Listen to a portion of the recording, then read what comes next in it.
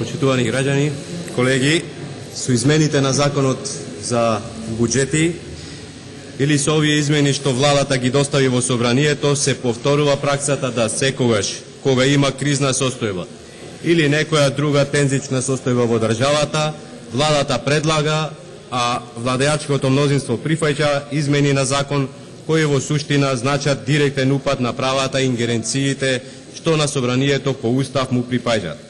Конкретно, со ова измена, владата предлага да во случај на кризна состојба, владата без ребаланс на буџетот, без постапка што ќе се одвива во ова собрание, без контрола на ова собрание, да може да врши прераспределба на средства помеѓу министерствата и државните органи најмногу до 5% од нивните буџети.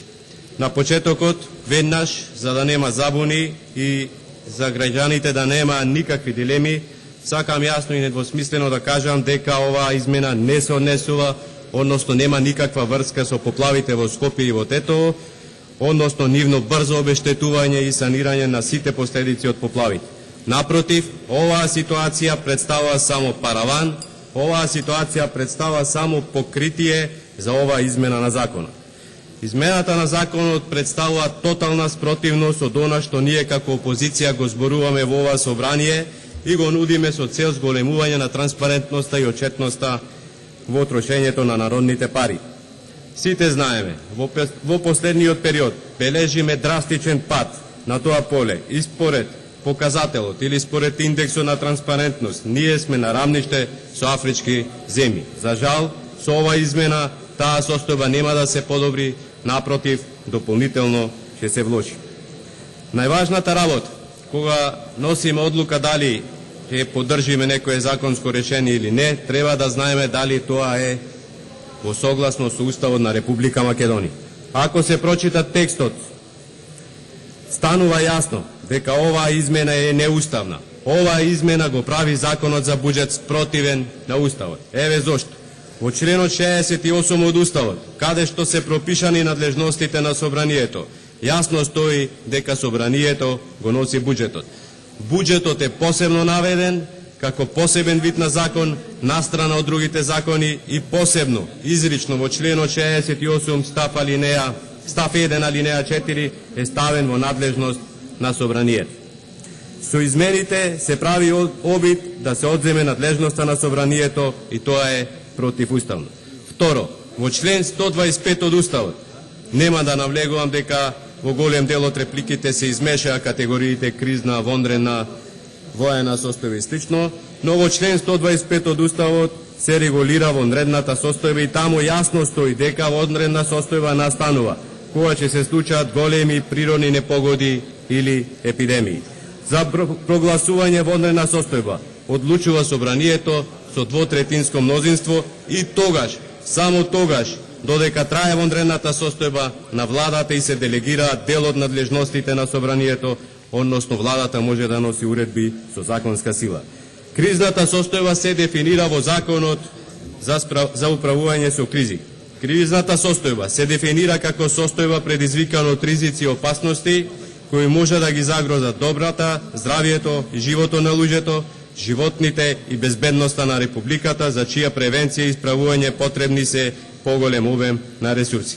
Затоа, кога се планира буџетот, се планира и овај дел, односно, или попрецизно се планираат средства на кои што се планираат средства на контото 412 постојана резерва, односно непредвидени расходи. Со ова измена, владата бара секоја кризна состојба де факто да ја прогласи за вонредна, затоа што само во вонредна состојба може да се преземаат дел од надлежностите на собранието.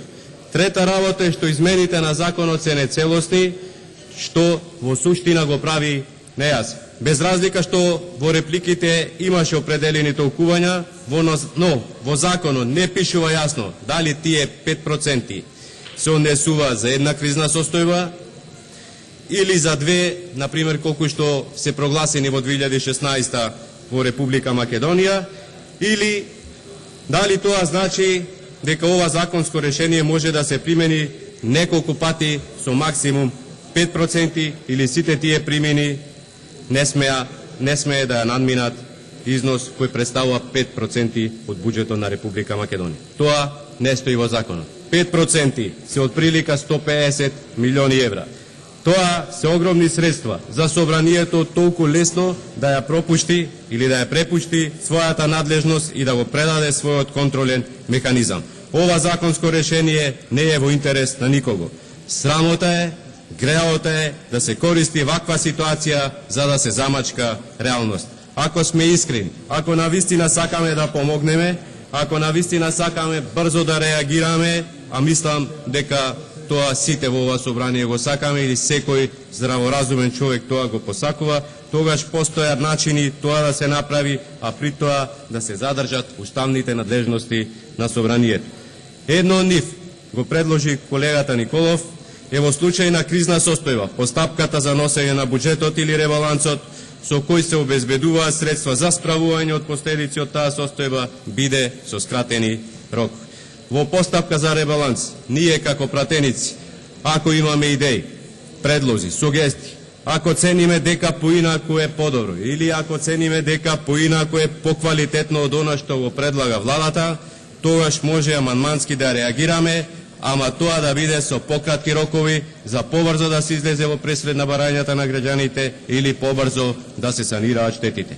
Ова е конструктивен и издржан предлог, но ваков противуставен, нецелосен, нејасен и непрецизен закон или закон со кој се одзема надлежноста на собранието, закон која е спротивна на принципите на транспарентност и отчетност, нема да ја поддржиме. Затоа ве повикуваме и вас, пратениците од владеачкото мнозинство, да го направите истото. И благодарам.